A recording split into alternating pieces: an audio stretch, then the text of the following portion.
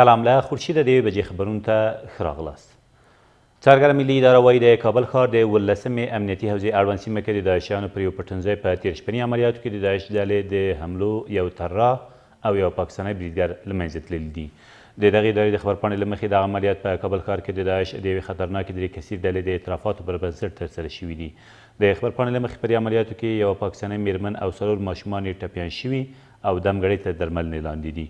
ویل کېږي له دغه پټنځای یو شمېر وسلې او نور پوځي تجهیزات هم ترلاسه شوي دي.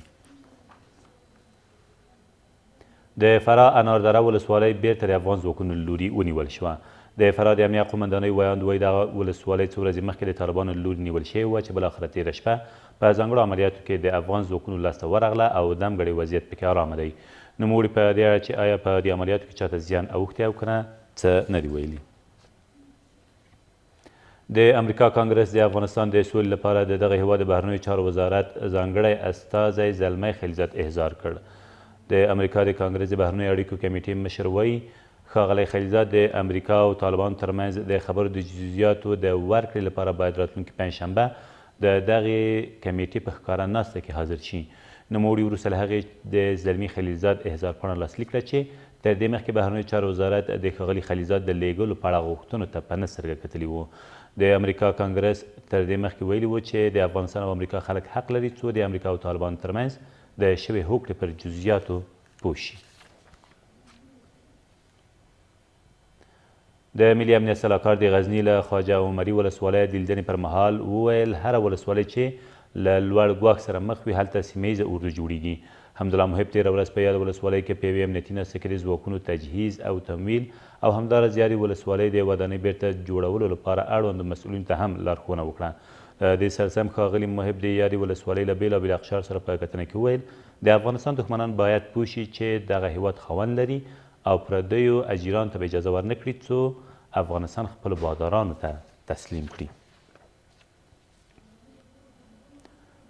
د بغلان امنیتي مسؤلین وایي له 12 ورځو جګړو وروسته نن سهار د کابل بغلان بلخ او بغلان کندوز لویې لارې ټرافیک پر مخ پرانیستل شوې.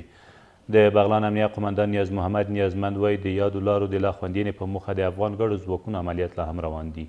د نوموړي په وینا د یادو لارو د خوندینې په موخه د دې لارو په اوږدو کې د افغان ځواکونو نوې پوستې د جوړېدو په حال کې دي.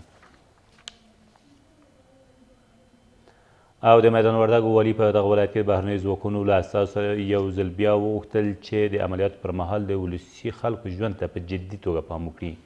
مظفرالدین یمین تېره ورځ د سید آباد ولسوالۍ د تنګي درې د وروستۍ پیښې د قربانیانو له کورنیو سره له غمشرکۍ سربیره په ډاګه کړه چې دا ډول پیښې د ولس او حکومت ترمنځ واټن زیاتوي.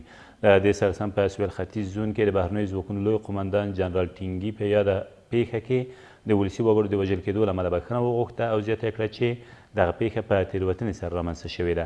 په ورته وخت کې 203 تندر قلوردو قمندان خان الله شجاع وویل د بښنې معنا دا ده چې تر دې وروسته به دا ډول تېروتنې نه رامنځته کېږي.